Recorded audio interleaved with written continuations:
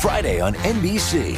Jimmy Fallon and Bozoma St. John host the incredible new competition show. I hired 10 creatives from all walks of life. They will be battling it out to see who can impress the world's biggest brands. This is a huge opportunity. This is the battle for the next big idea. This is not play.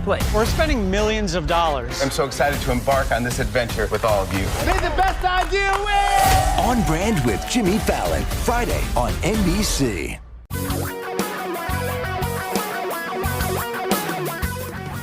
Reality radio for a really great future. We're talking real money. Okay, so be honest. This is not directed at those of you who are well into retirement because you already know. But for those of you who are working your way toward retirement, how confident are you that that will be, one, possible, and two, financially comfortable? Because it turns out a pretty sizable portion of your fellow Americans are not too confident about their ability to retire well. And by well, we mean with enough money to take care of your needs and maybe some of the wants, too. Yeah. By the way, they use the term retire securely, that's slightly problematic because secure to you is what to you. I mean, that's a bit of a challenge. And there's all of them actually are a bit of a challenge. What anything means, it's all fuzzy. Yeah, Natixis Investment Managers did the survey, 750 Americans polled, people worried about inflation, of course, cuts to government benefits, et cetera. And 1 out of 5 that they surveyed said, I don't think this is going to work out. In fact, they used the term, 1 out of 5 said that it would take a miracle to retire securely. Which is pretty strong words. And then somebody said, they don't need a miracle, they need a plan. Wait, that sounds familiar, doesn't it? Kind of mentioned that. Sounds kind of like us here on Talking Real Money. And the us is me, Don McDonald. Forgot to introduce myself. Yeah, please. And him, Tom Cock. Forgot to introduce him. But you guys, it's okay. If you're listening, if you've listened more than once, you know who the heck we are. Yes, that's true. That's very true. And there are, into that plan, and we have mentioned this several times, and I think there's videos, if you want to go look at videos, our retirement stuff, all that stuff. All of these things about retirement have to go in there, right? Yeah. Expected income from Social Security, pensions, personal savings, lifestyle expenses. And then there's all kinds of tools if you want to do this on your own. We've heard of Bolden, of course, and Empower. They have investor.gov. I've never been to that website. Actually, I have. It sounds more like you. It's not really that helpful. Is it going to be a straight line kind of thing? It's not going to be necessarily, looking at a variety of potential outcomes, but there's a lot of things to consider, right? Inflation, longevity, returns on your portfolio. And in this article, somebody said that's where a financial advisor, I think, comes into the equation. Okay, I think that probably makes sense. And by the way, for anybody, even if you're doing this on your own from the previously mentioned websites, I would still have a professional review it, because you may think it looks great, but there may be 10 things that a professional says, wait, you didn't put that in there. You got to consider this in there, all those other things that people just don't do. But this is a fascinating topic. It's one that we have covered many times because it comes up. It's basically the topic du jour almost any time, right? People come in, the first thing they say is, do I have enough for retirement? Can I retire? Because that's the biggest thing. The biggest long-term, now that we live a long time. I mean, as human beings, 200 years ago, we were dead by 50. We live a long time, and that's our big unknown, is what happens when I either don't want to work anymore to make a living or can't work anymore to make a living.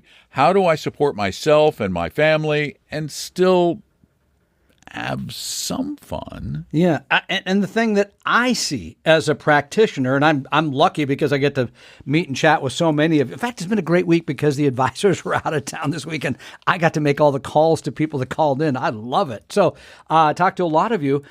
And he really does, by the way. He really, truly loves it. I like it. So here's the thing. Most people have the big problem I see is recency bias. Well, stocks just always go up, right? Well, they don't always go up. That's kind of a problem. And they don't consider the fact that there's a partner in any of that money that you take out to pay the bills, and that's called the government, which could be, regular income tax or whatever other taxes you pay on your brokerage account. That's one. Number two, I see a lot of people. To me, it reminds me of having a child. Don, is there a correct time to have a child if you're if you're married or in a relationship? It's better to have it during the day than at night because you get better care. For me, it'd be early in the morning. Because, early in the morning. It's better to do it when you're younger and you have more energy. I would go with that. True. Yeah. That's true. At your age, I would suggest against having one at your age. I think I already pushed the top out on that one. I think you did push the envelope just a little. Not enough. So, but there is, what I'm getting at is there's no perfect time. There's no perfect time to retire either. I in my own family, my brother, the educator, he wants to move back to the West Coast, and he's watching his holdings like, well, today it looks really great. I'm like, you can't look at it that way because tomorrow could look bad. No. And you're not just saving that money to retirement. You got to have it invested through retirement, right? Right. Because it's not just to get you to where, okay, I can pay this big honking bill, I can buy this house, or no. That's got to last you. This is where that 20%, I think, derive most of their fear is from that making it last and generate an income when you only have Social Security. Which I do believe is problematic for most, depending on what kind of lifestyle you live today. Because I think the average Social Security benefit today is like $1,600 a month or something. It's not very big, and that would be very tricky to live on. It won't get you an apartment in Seattle. No, you won't even be able to look at one in Seattle for that amount. But so there's no perfect time for it. And yes, you should have a plan, and it should be, I believe, reviewed. And you shouldn't count on the money that you have saved today because that will go up and that will go down. But here's the other part, because remember the articles about the 20% that say, I was going to say, it's going to take a miracle. We got to help them. How are we going to help them? That. Well, don't give up. But here's things to consider. For one thing, and I see this so regularly, if it's going to be tight, then you really should delay Social Security for most people. Wait until at least full retirement age or 70 when you're going to get more, because so many people still believe, well, I'm 62, I just take it now. No, it doesn't work that way. Well, I think the bigger message is for that 20%, you have to do something that human beings have been doing for as long as we've been on the planet, and that's a long time, and that is adapt. Be flexible. You have to change your expectations. And, you talked about delaying Social Security. You may need to delay retirement. You may need to work longer, not collect the Social Security so those checks can grow, because that's going to help. If your check doubles between 62 and 70, which it comes pretty close to doing. It does, yeah. Then that alone is going to help you. But those extra 8 years of earning money and then learn the lesson from the past. Why aren't you comfortable with the thought of retirement? Probably because you didn't save enough. And I know everybody says, well, life got in the way. Life did. Sure. Yeah, I know. I know it does. I've been there, done that. But you do at some point have to say that thing, that place I want to live, that electronics I want, that computer I want, that trip I want to take to Disney, I'm going to have to skip those. Yeah, or I think you mentioned something there and you downplayed it a bit. For many people, sometimes you could leave your full-time employee, but you might work part-time. And by the way, it could also supply health care, where people have a tendency to forget about that. There's part-time jobs where you can get health care paid for as well. So part-time work. And then here's the one that I know it's painful to say, but many people that we talk to have considerable assets in their home, right? They have a lot of money there, and you might consider, don't shoot me, a reverse mortgage. No, in desperate situation, that is where a reverse mortgage makes sense. Is in a situation where you really have no other choice. You're at 68, 69 years old. You have literally nothing saved. You're getting ready. You have a decent job, but you've saved nothing. You're making the mortgage payment, all of these things, but you've got equity in the house. You can go to retirement and then take a paycheck out of your house for the rest of your life or for as long as you own that house. Yeah, and the other one you mentioned, again, which I think makes sense, is retire in stages. Full-time to part-time to less, but again, it would allow you to delay Social Security. It would allow you maybe to save something you don't have, but you could certainly pay the bills while that Social Security check is growing. And here's the thing that the article, I think, fails to mention, and you poo-pooed it a bit, and that is in retirement for the 80% of the people that have the money that they don't think about is purpose. Social life, daily routine, staying active, healthy diet, maintaining hobbies. They even mentioned practicing gratitude, which I think makes sense. Those are things that should not be overlooked or poo-pooed because we know people that are retired who have not been happy to do so. If you don't have the money, all of those other things are going to be impossible to pursue. Well, that's true. You're right. Yeah. If you're not paying the bills, you're certainly not going to practice gratitude. Feel better about yourself. Give back. I can't eat, but I'm going to go give back to the community. I'm going to give to charity all of the money I don't have. No, you got to have the money. I'm sorry. I know that sounds selfish and. Well, about your retirement, and that's a good point, by the way, is if there are others who are dependent on you as you're entering retirement, you have to tell them no. I can't do it. If it's your kids or whoever it is, you have to tell them, sorry, I got to take care of me. Selfish is correct at that time. Absolutely, 110%. I agree. And actually get selfish in advance of that, too. Sure. Before you even get to retirement, it's time to tell the kid, the 45-year-old on the couch in the basement, get the heck out of the house. Good luck with that. Good luck with that. Seen that happen. Lots of questions from TalkingRealMoney.com. Click on Contact Us. This comes from Ted in Renton. He says, on your September 4th podcast, you mentioned a 30% plus return. Now, Ted, we're not telling you to go buy something because it's had a great year, but let me finish. He said, which exchange-traded fund in international equities has returned greater than 30% in 2025? I have VT-WAX, which is the Vanguard Total World Index, and its 2025 year-to-date return is 14.2. So I looked it up because international small-cap values had an amazing year. In fact, Avantis has a fund, AVDV. Now, I'm not saying sell everything, run out and buy it, because guess what? It's already up over 38% year-to-date, so may not have a whole lot, but you always own it. That's the point. You don't just go buy it today. And here's the thing. Is if you've been listening to us for a long time, you would have done that years ago and you would have been in it. Because we've been telling you to be in internationals before internationals were cool.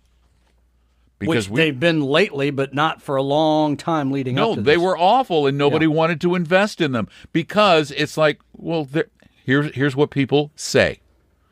This is what they said in the past. They're not going up. Yeah. No. They weren't going up. They might go up. They have gone up in the past, and they'll probably go up again. So you want to be in the 30%ers?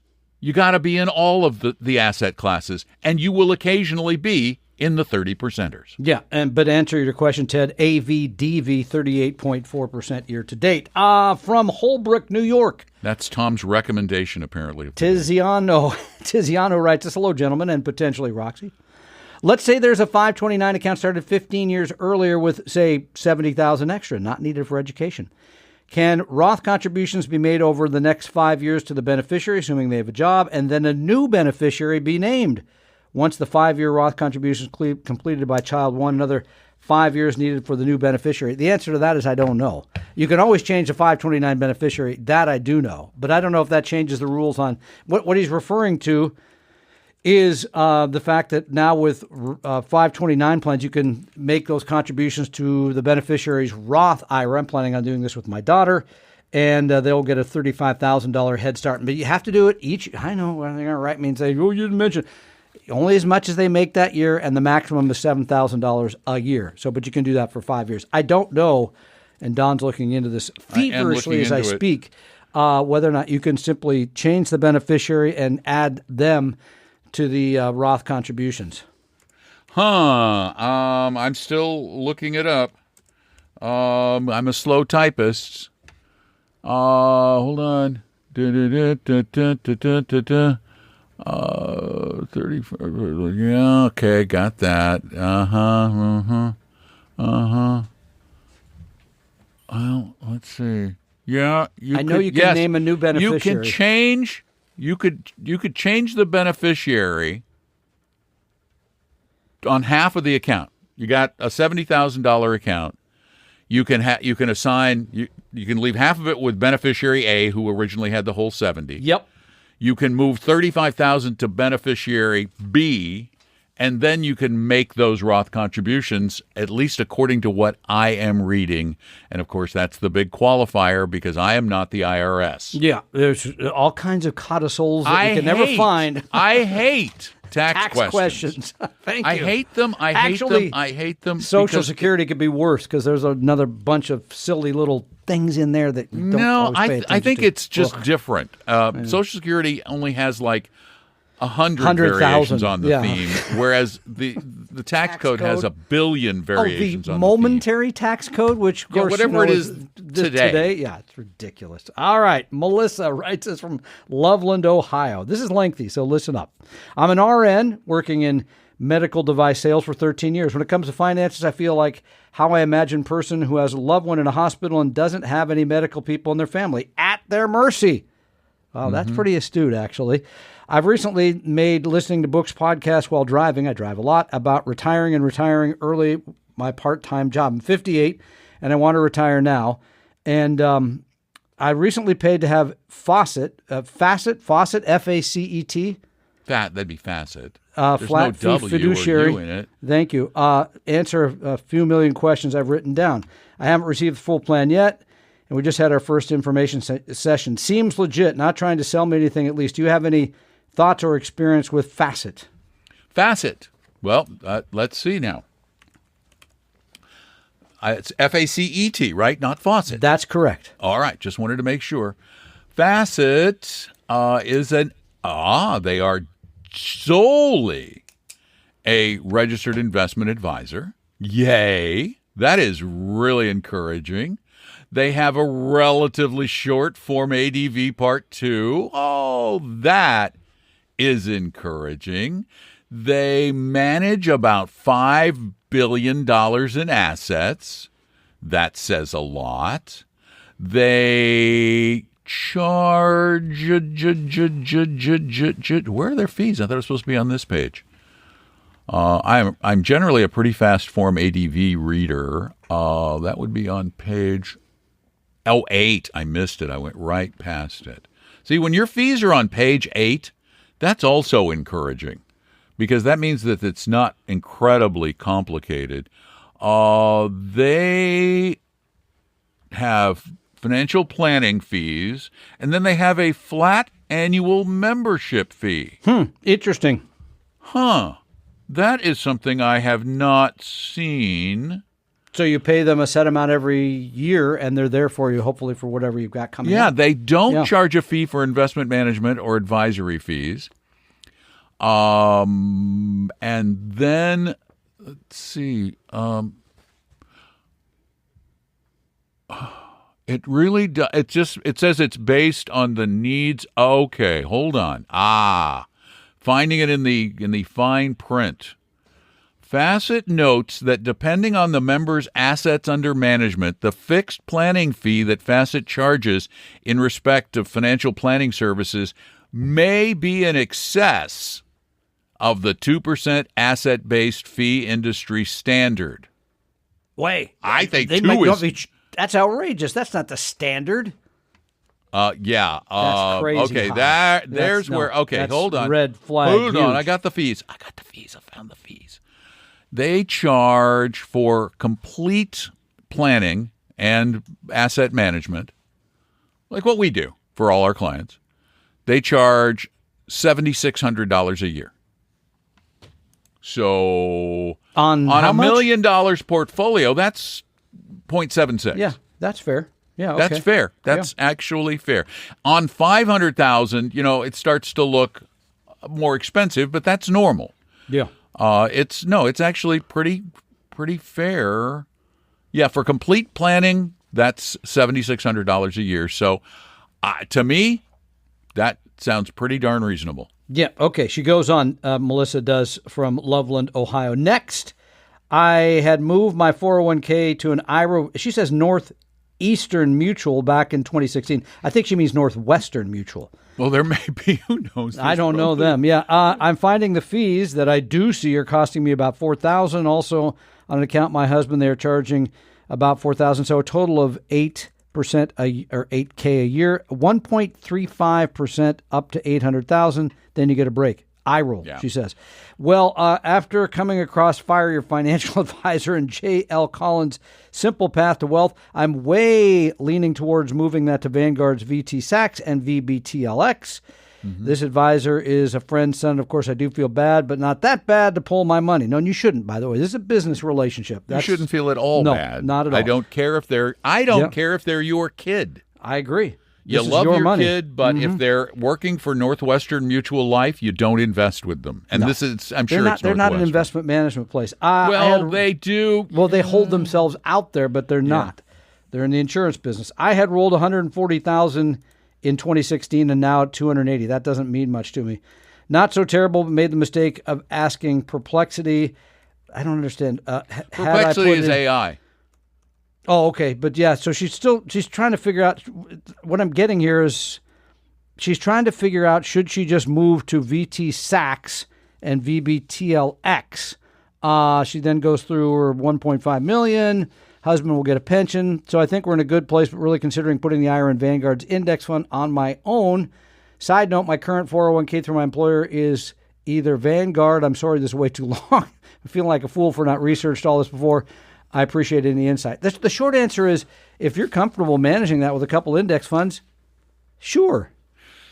No, Don's clenched up tighter than a Scotsman's fist on a holiday. Because she's getting enough money. How old was she? Does it say? I think it said 58 somewhere in here. She's getting close to retirement. Yep. That's why I think the Facet deal, even if she goes for one of the lower tiers, like at $3,500 a year, I think having someone guiding her is going to be pretty valuable. I really do. I think it may be worth the money. It's going to be cheaper than Northwestern Mutual Life, and I need to correct you. Yeah. On the Northwestern Mutual thing. Yes. No, they are an RIA and a broker dealer. Okay, they have that. No. But if you just said who, but who are they? I would say they're an insurance company. No, but that's not their primary. Anymore. That's their primary business. They're pretty big in investment services. So they are, but that's not their core efficiency, as we would say. But what I'm saying, you got to be careful, because you're saying they're not, and they are. They're a registered investment advisor. They are a broker dealer. They do offer full service investments. They do offer fee-based planning. They're trying to hold themselves out as a full service financial services company. All you have to do is watch some of their commercials, and you'll see that. But they are not a 100% fiduciary, and I think that's where they're doing a lot of stuff that isn't just insurance. And again, if I woke up and said, "Who should I go see?" it wouldn't be them, because that's not what the business started from. That's not who they're in the business of selling insurance. But even then, would you go see Merrill? They no, weren't. I would not. But you're right. That was their core efficiency, I guess, back in the day when you did old style. Pick a few stocks, here's a couple mutual funds, and get on with your portfolio. But no, you're right. But it wouldn't be anyway. So just to finish the fire for poor Melissa, the short answer is Don's correct. You're getting close to retirement. Paying somebody 0.76 is way more reasonable than what you're getting at Northwestern, and putting everything together and then thinking about what you might do next. I think that's not. And by the way, VT Sachs is just the U.S. market, I believe. Correct? Yeah. Yeah, yes. So that's another weakness in your portfolio, because you want to have the aforementioned internationals in there too. But the other thing the plug that I want to make for I don't know how Facet manages money. I know nothing about that. By the way, VT's. I just want to double check on VT Sachs. Isn't VT Sachs the predecessor to VT Wax, though? I think VT Sachs is just U.S. Yeah, I think that's just U.S. You're right. Yeah, okay, so. But the Facet thing, they do offer lower tiers, less expensive annually. As you get more money there. No. Oh. As if you need less service. For I example, see. now that you're way ahead of retirement, you may not need the full package because that has some estate planning and a lot of stuff you need when you're in retirement. You could go for the $3,500, the $4,000 a year package at less than 40 basis points. Which is pretty cheap. By the way, should I do the same thing with my hair guy? Because I got less hair now, and maybe I should be telling him, no, you don't need $40 for that. That's what I'm asking you. Should I go and say, way less hair? No, wait. Okay, I'm going to take care of your analogy. Yeah, okay. If he gives you more services, if he shampoos it, yeah, if he does. cuts I always it, tell him you don't need to because my hair's pretty clean, but okay. You know, if you cut out some of those things, you go, okay, skip the shampoo, I want a reduction. That would be a reasonable cut to ask. Yeah, I hate to do that to people. They're hardworking people. But, by the way, I'm just saying she may less. not need the full service. No, that's fair. Right now. That's fair. But I like what you said. Big picture. If you have $1.5 million, somebody should probably be looking at least over your shoulder to make sure you're not messing with. Point. Yeah, you I think really that's fair. are. I think that's good. And by the way, that's a good point to be at. Absolutely. That's a milestone. You know, when you're at the point where everybody could use an advisor, but not everybody can get one, the right kind of advisor, because the services are so expensive, the flat cost of them, that it's not affordable for most people unless you're roboing.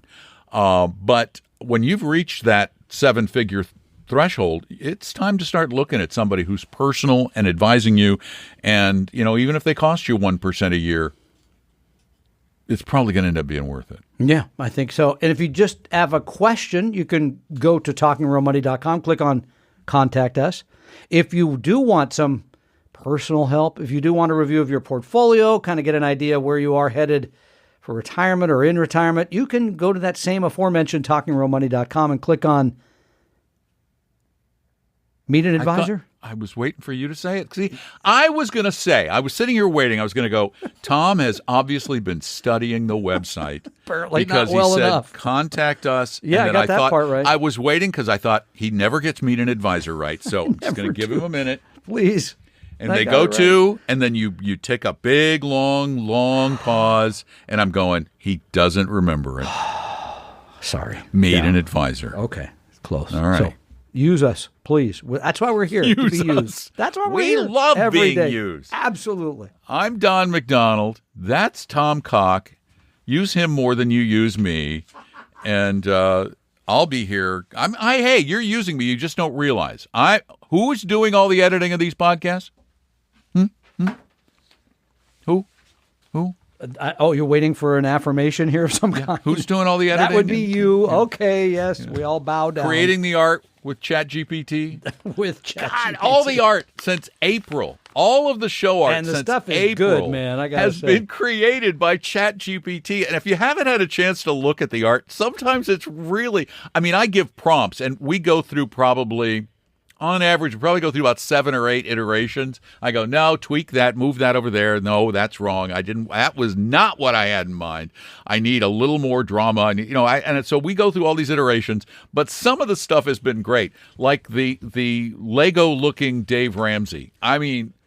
It's Did just he call awesome. to complain about it yet? No, I think it's flattering. It's like he's a cartoon character. Thanks a It's lot, really man. That's funny. good. That's good. I'd be flattered if somebody made a caricature of me like that. I still have the one that somebody did with the Wall Street Journal, the sketch that they did of a person, and then they mocked up the headline about me being drunk and arrested, blah, blah, blah, and printed out the page. So thanks a lot, whoever that was. Appreciate it. But cute. No, don't do that again. Anyway, thanks for being here. Thanks for listening. And remember, pretty much every day you can go somewhere on the internet and listen to this crazy little thing called Talking Real Money. The opinions and views expressed on this podcast were current on the date recorded. Opinions, estimates, forecasts, and statements of financial market trends that are based on current market conditions constitute our judgment and are subject to change without notice, including any forward-looking estimates or statements which are based on certain expectations and assumptions. Although information and opinions given have been obtained from or based on sources believed to be reliable, no warranty or representation is made as to their correctness, completeness, or accuracy. Information presented on the podcast is not personalized investment advice from Appella Wealth. The views and strategies described may not be suitable for everyone. This podcast does not identify all the risks, direct or indirect, or other considerations which might be material to you when entering any financial transaction. Past performance does not guarantee future results, and profitable results cannot be guaranteed. We hope you realize that the information provided on Talking Real Money is for informational, educational, and hopefully enjoyable purposes only. The podcast is not trying to get you to buy or sell any financial products or securities. Instead, the program is provided as a public service by Appella Wealth, a fee-only registered investment advisor. Please see Appella Wealth's ADV Part 2A on our website for information regarding Appella's fees and services. Appella Capital, LLC, DBA Appella Wealth, is an investment advisory firm registered with the Securities and Exchange Commission. The firm only transacts business in the states where it is properly registered or excluded or exempt from registration requirements. Registration with the SEC or any state securities authority does not imply a certain level of skill or training. Appella does not provide tax or legal advice, and nothing either stated or implied here should be inferred as providing such advice. Thanks for listening, and please visit TalkingRealMoney.com for more information and important disclosure related to performance of any specific index or fund quoted in this podcast. And the lawyers get richer.